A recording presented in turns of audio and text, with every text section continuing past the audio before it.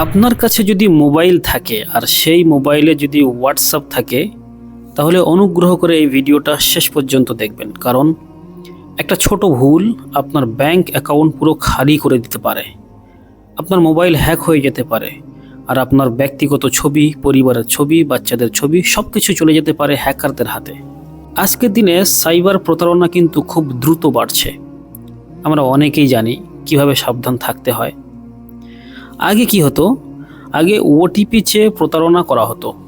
তারপরে এসছে লিঙ্কের ফাঁদ। আপনাকে লিঙ্ক পাঠানো হবে, যখনই আপনি সেই লিঙ্কে ক্লিক করবেন তখন আপনার মোবাইল হ্যাক হয়ে যাবে এবং আপনার ব্যাংকের টাকা উধাও হয়ে যাবে।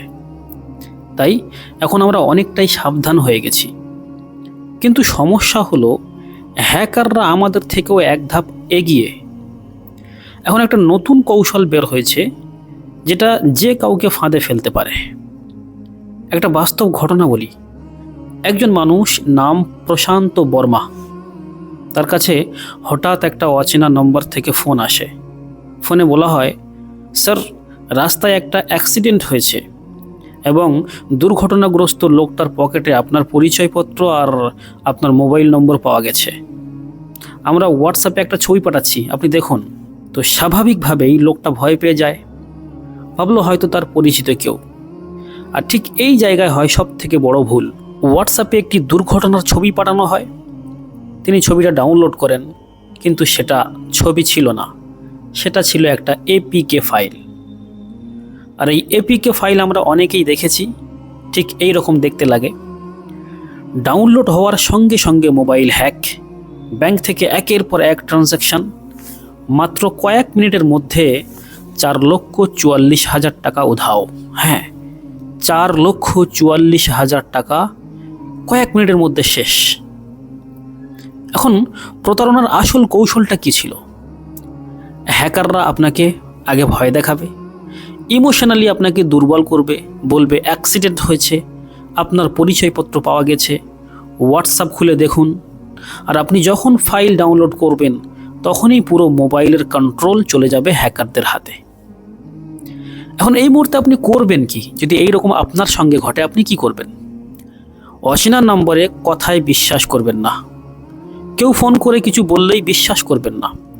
হোয়াটসঅ্যাপে অচেনা ফাইল ডাউনলোড করবেন না। যতই অনুরোধ করুক, যতই ভয় দেখাক, ডাউনলোড করবে না। আপনি বলবেন আপনি ভিডিও কল করুন, তখন দেখা যাবে।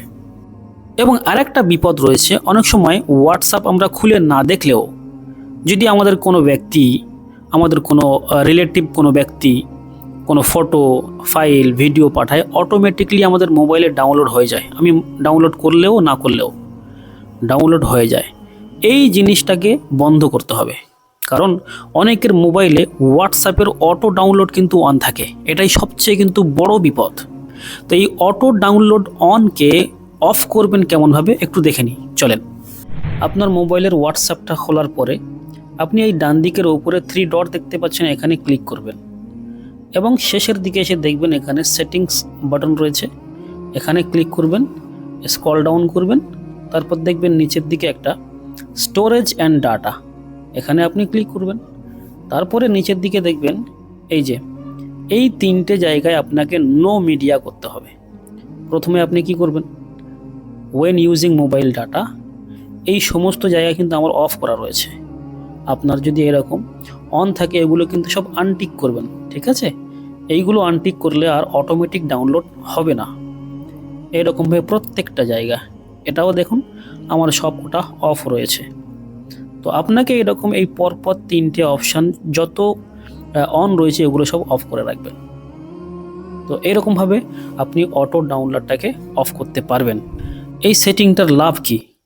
এই সেটিংটার লাভ হলো এখন থেকে হোয়াটসঅ্যাপে কিছু এলেই নিজে ক্লিক না করলে ডাউনলোড হবে না এবং অটোমেটিক এপিকে ফাইল ঢুকে মোবাইলকে হ্যাক করবে না। এই একটা সেটিং আজই অফ করুন, নিজে নিরাপদ থাকুন এবং পরিবারকে নিরাপদ রাখুন। ভিডিওটা ভালো লাগলে সবাইকে শেয়ার করুন, কারণ আপনার একটা শেয়ার কারো পুরো জীবনের সঞ্চয় বাঁচাতে পারে।